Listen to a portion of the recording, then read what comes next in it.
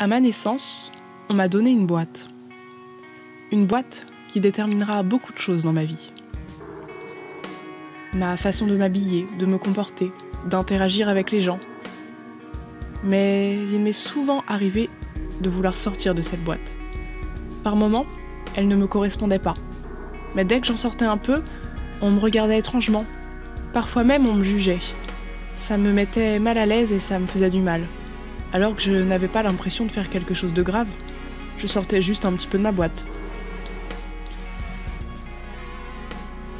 Je n'avais pas toujours envie ou je n'étais pas toujours à l'aise avec le fait de devoir être femme.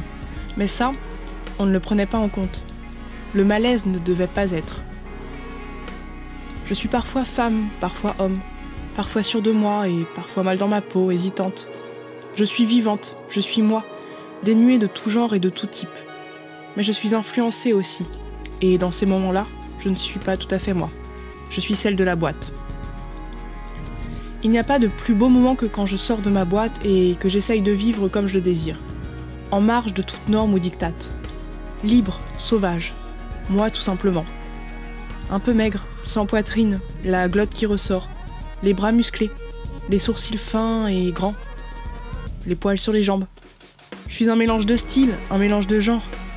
Et je n'aime pas la boîte qu'on m'a donnée à la naissance. Enfant, la liberté était totale. Pas de regard, pas de jugement. L'innocence de ce monde si complexe était finalement un havre de paix. Je n'aime pas la boîte que l'on m'a donnée à la naissance. Elle est trop petite et pas toujours en accord avec moi. La liberté n'est pas dedans, le bonheur et l'épanouissement non plus.